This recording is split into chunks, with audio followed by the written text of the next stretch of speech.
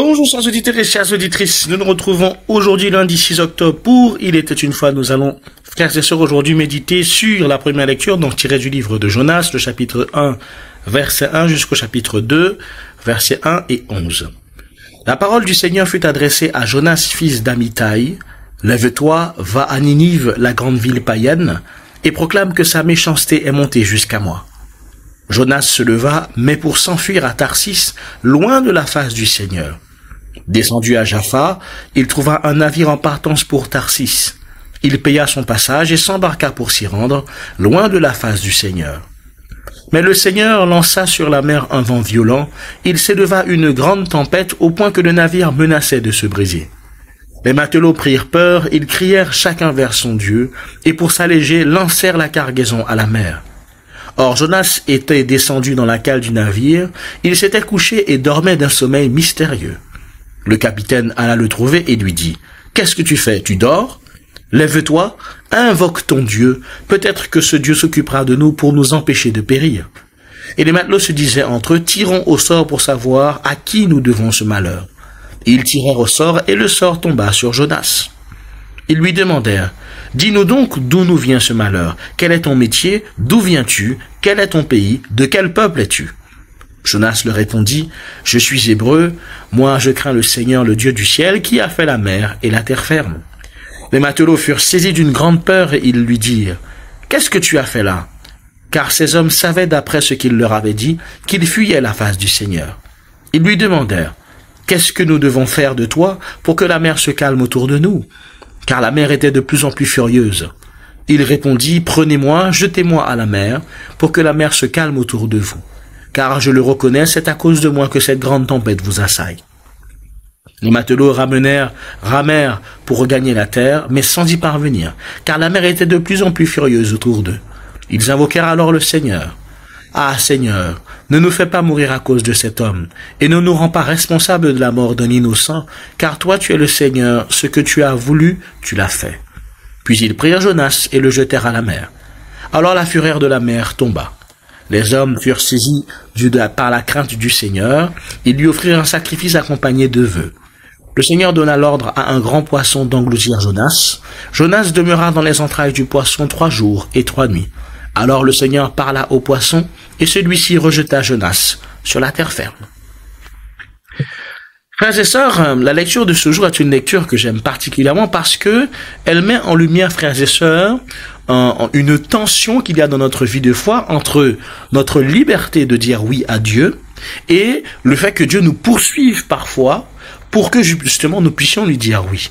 Donc frères et sœurs, voyez, quand j'utilise le terme de poursuivre, je ne dis pas que Dieu le poursuit comme un chasseur pour le punir ou le tuer, mais Dieu le poursuit, frères et sœurs, pour le ramener à sa mission et à lui-même. Jonas fuit Ninive, frères et sœurs, et quand on dit qu'il fuit Ninive, si par exemple vous prenez une carte, quand on dit qu'il fuit Ninive, il part dans la direction opposée de Ninive. C'est que si par exemple Ninive est à l'est, il part à l'ouest, pour vous dire à quel point il ne veut pas y aller.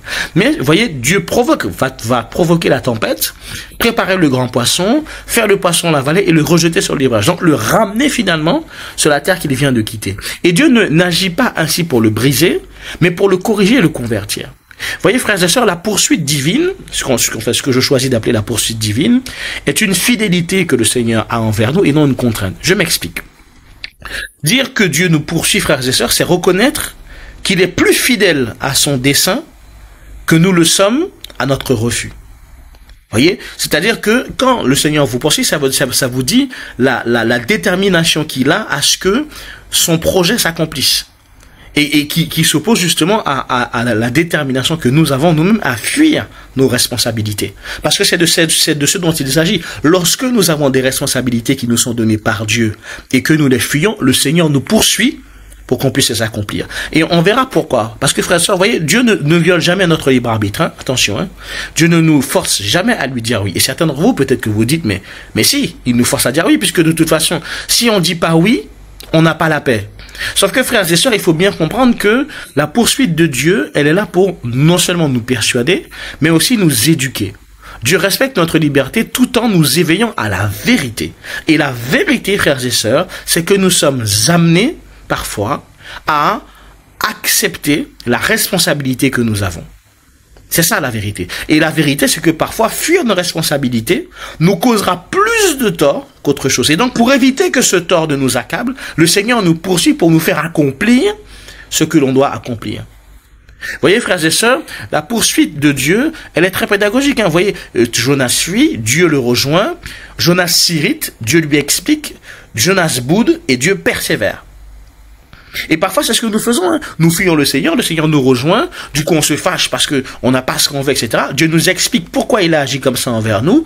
On finit par bouder en disant, ah ben si c'est comme ça, moi je veux plus, là. Mais le Seigneur finit par persévérer dans l'amour. Et frères et sœurs, voyez, cette poursuite, elle existe dans toute la Bible. Hein. Moïse va fuir l'Égypte et sa mission, mais le Seigneur va le rattraper avec le buisson ardent, par exemple. Élie va s'enfuir au désert pour échapper à Jézabel, mais Dieu va le trouver dans le désert et va lui parler dans le murmure d'une brise légère. Pierre va renier Jésus, mais Jésus va venir le chercher au sein même de son reniement. Paul va persécuter les chrétiens, et c'est au cours justement d'une escapade pour persécuter les chrétiens que le Seigneur l'attrape. Donc vous voyez, chaque fois c'est Dieu qui prend l'initiative, frères et sœurs, et qui nous cherche pour nous relever. C'est-à-dire que Dieu le fait en vue de nous éviter de faire fausse route. Et c'est un acte d'amour que Dieu fait, frères et sœurs.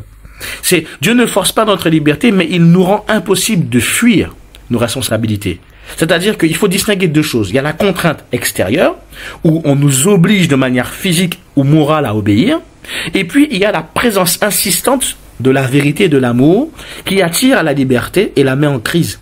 Vous voyez, quand Dieu poursuit Jonas, il ne le force pas, il le place face à la vérité de son être et de sa mission. Dieu lui dit, je t'ai créé en vue de ça, premièrement. Donc ça veut dire que ton être ne trouvera la paix uniquement que dans ce que j'ai prévu pour lui, et que deuxièmement, la mission dont il est assigné est une mission qui a pour vocation d'être accomplie uniquement par lui.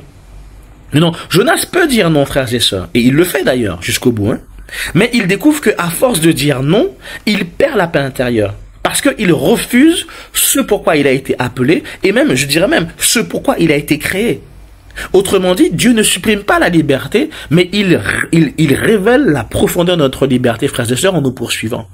C'est-à-dire que le Seigneur nous dit, il faut vouloir ce pourquoi tu es fait. Et si ce pourquoi tu es fait, tu le fuis, je vais te ramener à ce pourquoi tu es fait.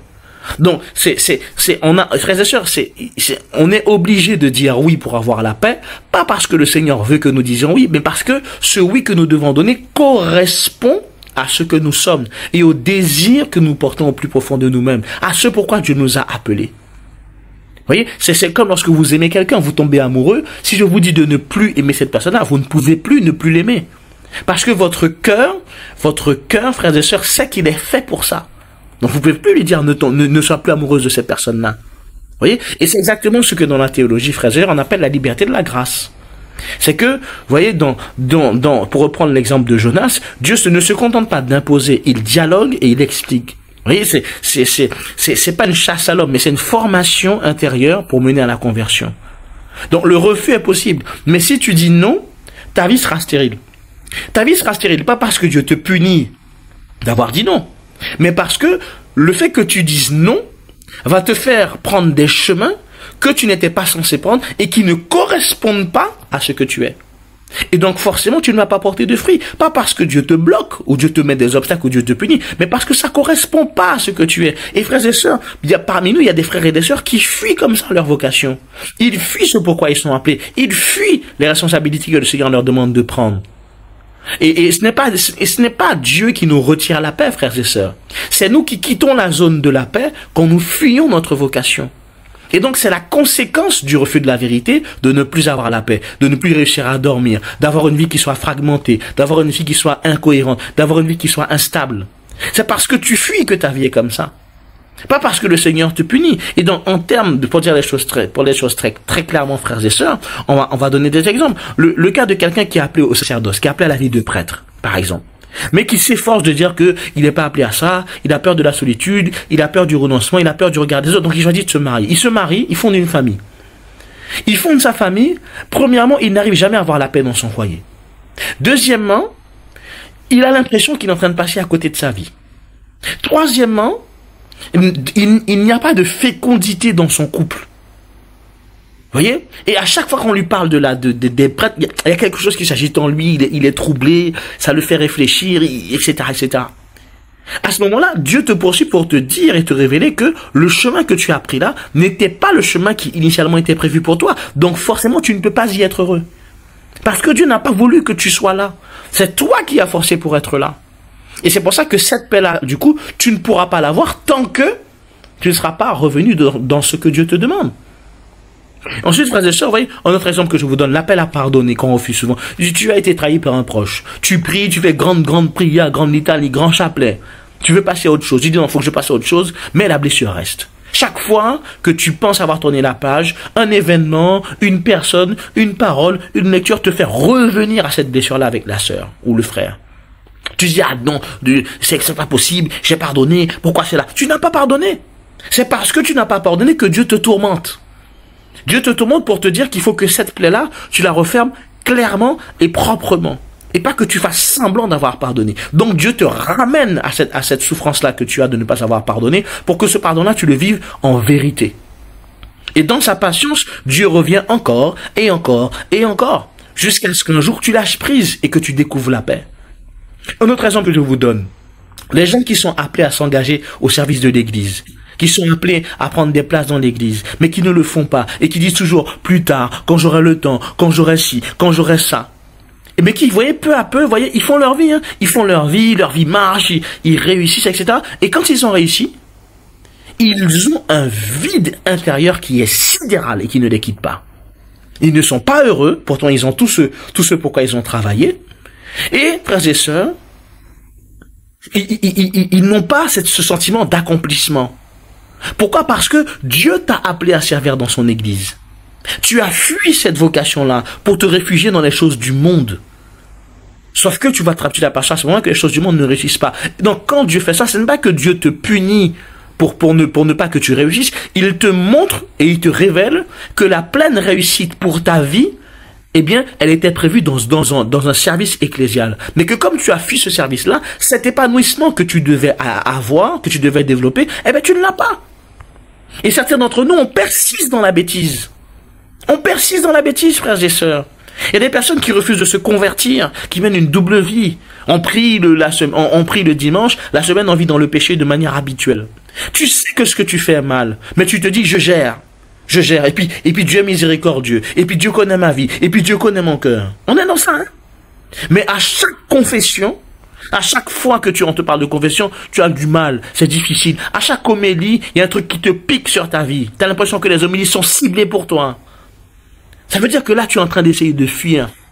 Tu fuis la réalité. Dieu t'appelle à la conversion. Mais comme tu fuis, cette tranquillité-là d'esprit, tu ne l'as pas. À chaque sermon, tu es soucieux. La nuit même, tu ne dors pas parce que ça cogite dans ta tête. Parce que ce n'est pas la vie que Dieu a voulu pour toi. Mais comme tu essaies de fuir, Dieu te poursuit. Dieu te poursuit pour que tu comprennes bien la responsabilité qu'il t'a donnée. Et la mission qu'il t'a donnée. Frères et sœurs, il est important que nous réalisions ça. Arrêtons de fuir nos responsabilités, arrêtons de fuir nos missions. Dieu nous a appelés, frères et sœurs, et nous devons répondre à l'appel de Dieu. Pas parce que Dieu l'a ordonné, mais parce que c'est seulement dans la réponse à l'appel de Dieu qu'on pourra pleinement exercer notre liberté et pleinement être épanouis, frères et sœurs. Tant que vous n'en êtes pas convaincus, frères et sœurs, vous ne parviendrez jamais à la paix. Vous ne parviendrez jamais à la paix. Je vous le dis et je vous le répète. Vous ne parviendrez jamais à la paix. Ce que Dieu vous appelle à faire, frères et sœurs, faites-le parce que c'est ce qui a été prévu pour vous de toute éternité par le Seigneur. C'est ce qui a été prévu pour que vous receviez vos grâces, que vous receviez vos bénédictions, que vous receviez vos vertus, que vous receviez le développement de votre personne, la conversion de votre âme, la sanctification de votre être. C'est par ce chemin-là que le Seigneur l'a prévu, pas par un autre chemin. Donc tu pourras prendre tous les autres chemins du monde, hein. Tant que tu ne prendras pas ce chemin-là, tu ne vivras pas cette sanctification-là. Et tu n'auras pas cette paix-là de l'esprit et de l'âme.